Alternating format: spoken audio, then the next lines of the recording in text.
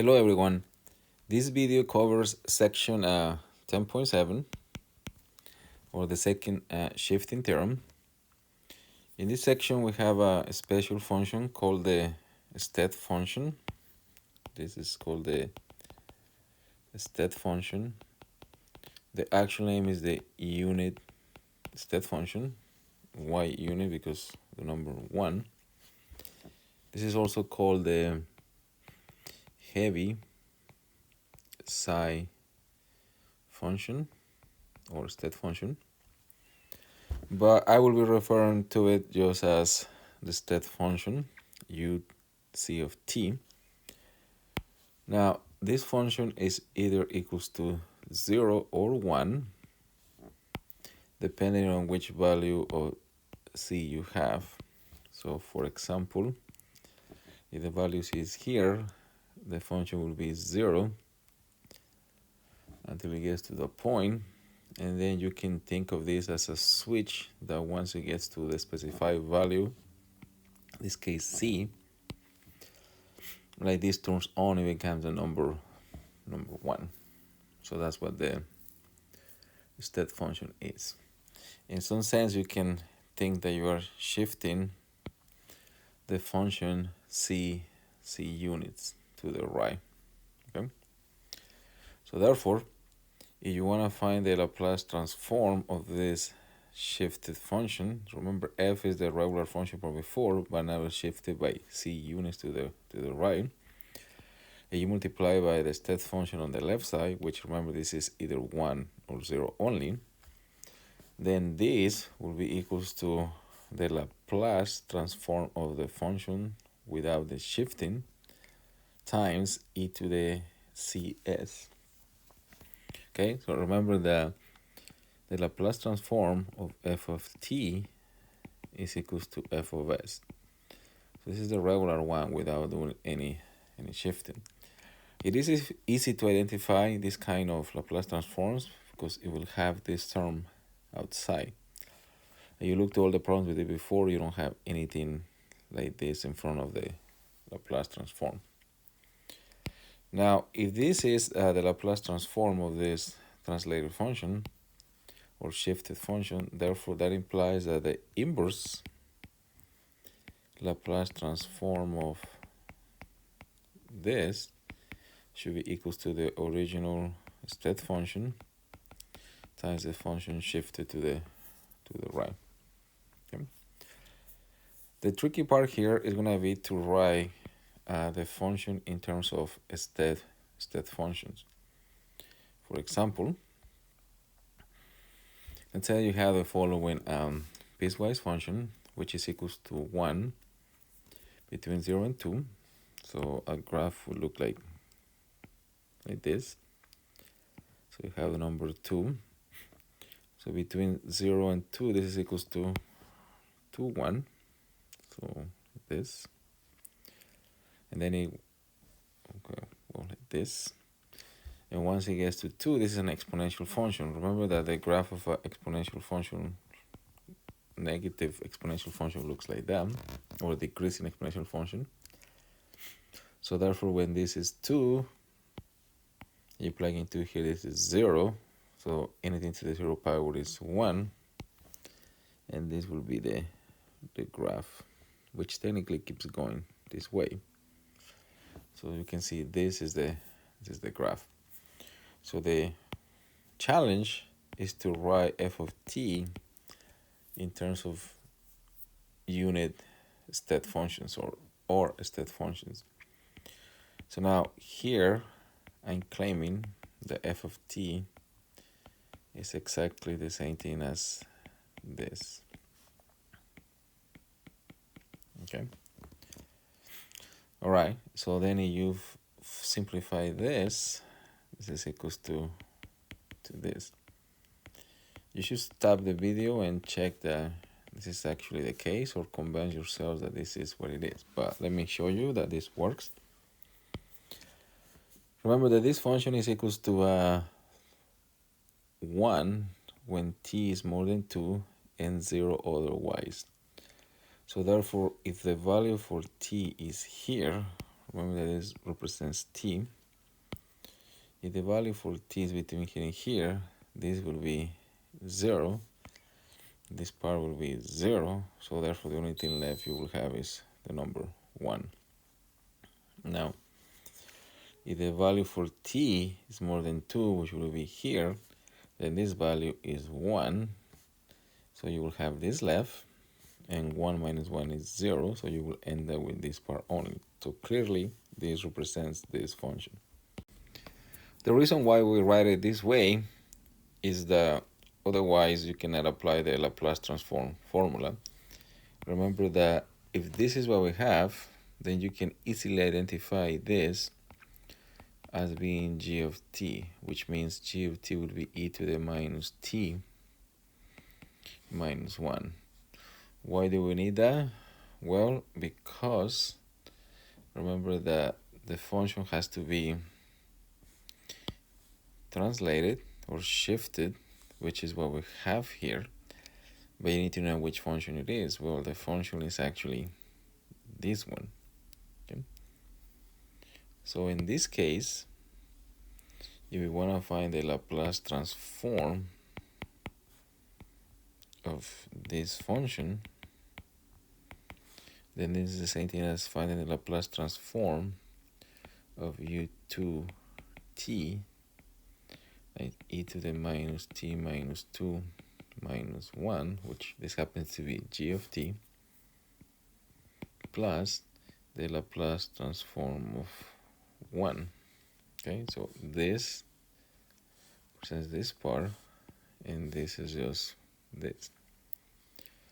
So therefore, if we use the formula and the table, remember this part will give you the e to the minus 2s, the 2 because of this value right here, and then the Laplace transform of e to the minus t, where the Laplace transform of e to the minus t is 1 over s plus 1.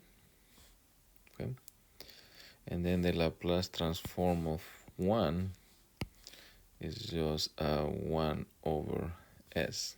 So this is what you have for this part, plus the Laplace transform of this one is just 1 plus s. And that's it. You can simplify this more, but this is good enough. Like you can combine these ones and leave this by itself, but this is okay. All right, so let's move on to the next page. All right, so now we're going to apply the inverse Laplace transforms. So recall, this is what we just did right now, but just to make sure we're on the same page, that the inverse Laplace transform of this equals to this. Okay. All right, so we're going to use this right now. Okay, so notice here that you can rewrite 2e to the minus s over s squared plus 4 is the same thing as e to the minus 1 times s times 2 over s squared plus 4. Okay? And you can see that this part is the Laplace transform of sine of 2t, or therefore this is what we will call f of s. All right? So therefore, in this particular case, the inverse Laplace transform of 2e to the minus s over s squared plus 4 is the same thing as the inverse Laplace transform of e to the minus 1 times s times the Laplace transform of sine 2t. Okay? How do we get that? Well, remember that the Laplace transform of this is equals to this.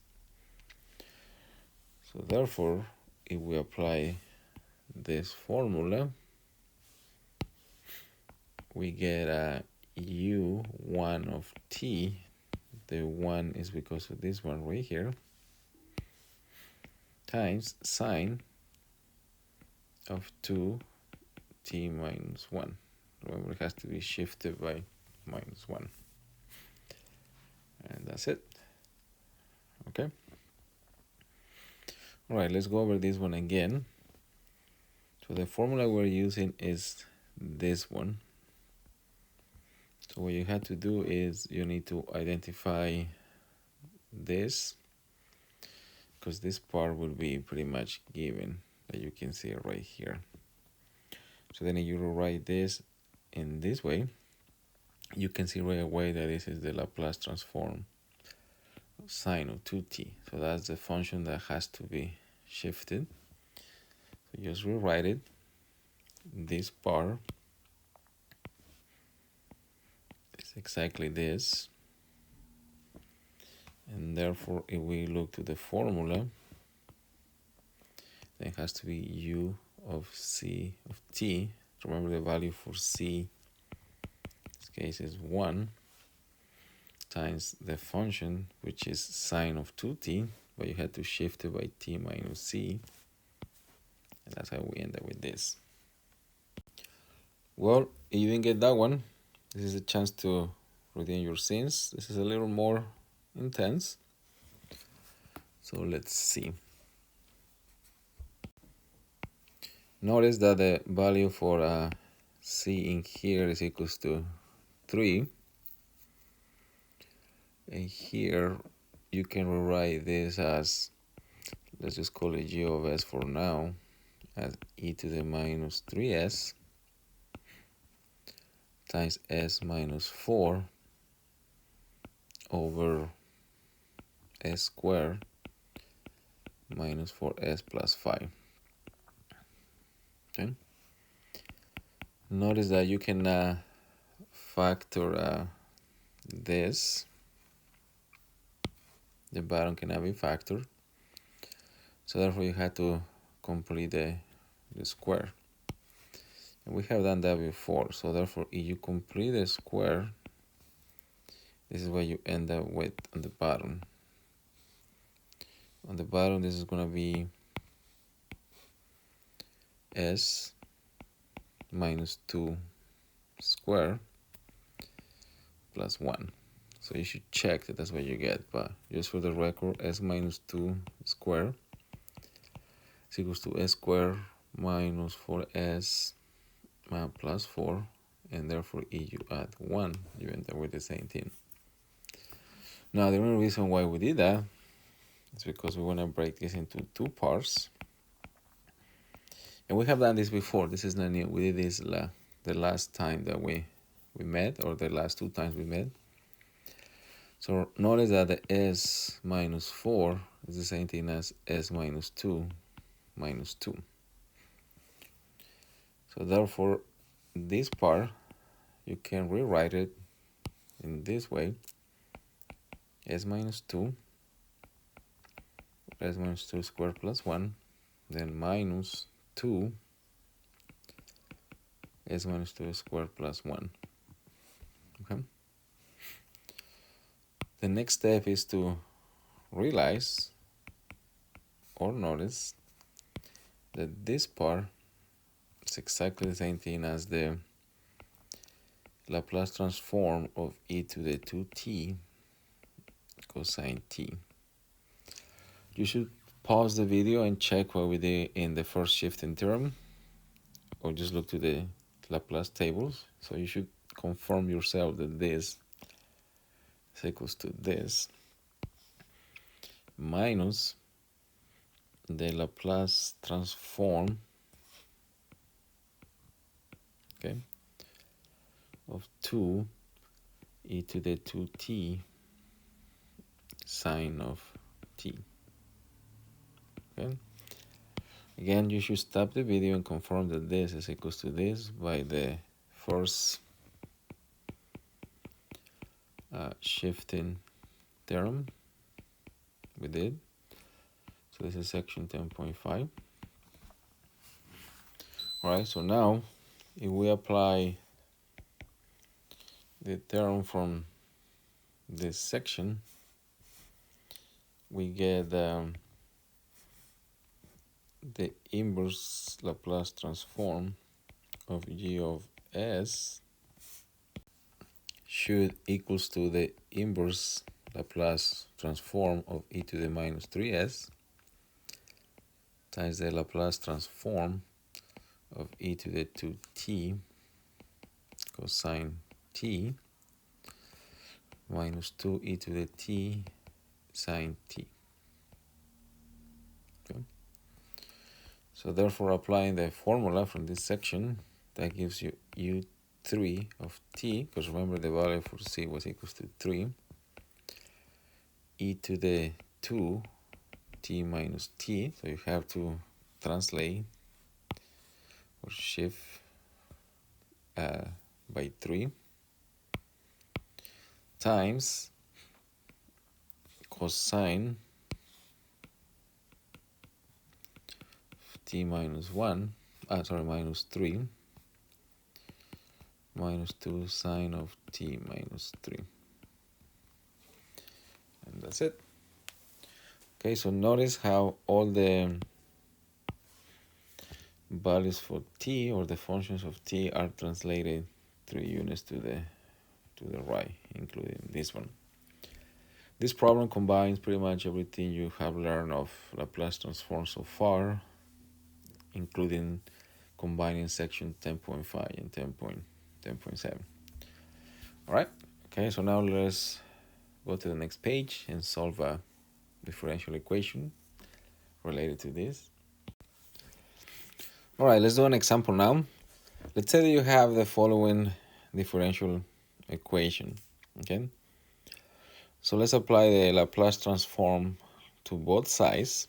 So on the left side, remember this becomes s Laplace transform of y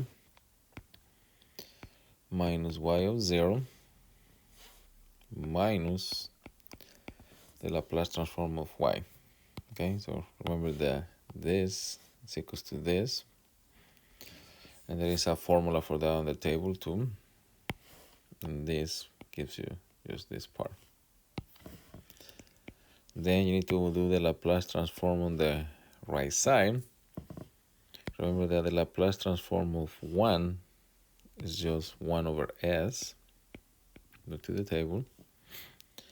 And now this is the new part. The Laplace transform of this is the same thing as finding the Laplace transform of technically t, because it's translated.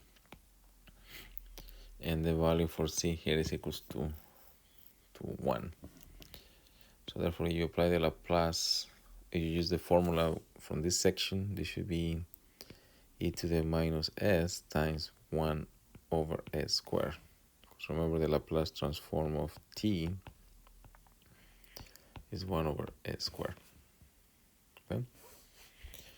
Now if we apply the initial conditions, y of 0 is equals to 0, so this part is gone. This is what we have so far. We have s, capital Y of s, minus capital Y of s, equals to this. Okay. Alright, so if you factor the Laplace transform of y, then this will give you s minus 1. And this is what you have on the left side. So we haven't done much so far. Alright, so then if we want to leave y of s by itself, we end up with 1 over s minus 1 times 1 over s minus e to the minus s times 1 over s squared times 1 over s minus 1. Okay, now this is the part, like I told you before, that is the most time consuming. You had to use partial fractions, and you had to do it twice. So we do partial fractions for this part only. You will end up with 1 over s minus 1 minus 1 over s. And you should really check on that. Remember that a over s minus 1 plus b over s should equals to 1 over s minus 1 times s. And once you solve for this, you'll find the value for a is 1 and the value for b is 1. So we have done this multiple times, so make sure you check this. So you should definitely stop the video and figure out how I found these values, or check that they are correct. If we do the same thing here, you can factor the e to the minus s. And here you're going to have 3 different terms, because it will be 1, it will be a over s plus b over s squared plus c over s minus 1. And the values for this, and you should definitely check this. This is going to be 1 over s minus 1, which means the value for c is 1, minus 1 over s, which means the value for a is minus 1, and the value for b is also minus 1. Again, you should stop the video and do the partial fractions and make sure you get these values for a, b, and c. Alright, so then as usual, if you want to find the value for y of t, remember that y of t is going to be the inverse Laplace transform of all of this. Okay.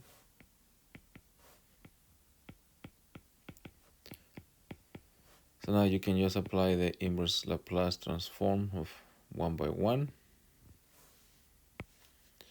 So remember, the Laplace transform of this one is going to be e to the t, and this one is just a value for 1. Now, this is the part that is new. This is what we did today. Remember that this implies you're going to end up with the step function in the solution. So this will be minus u1 of t, because remember the value for c here is 1. Don't confuse this z with the c from there. And then the Laplace transform of this one, well, remember, if it was just by itself, it will be e to the t, but because of this, you had to shift this, so it will be t minus 1, minus 1, this one there is nothing to shift, and then minus t minus 1. So the final answer will be e to the t minus 1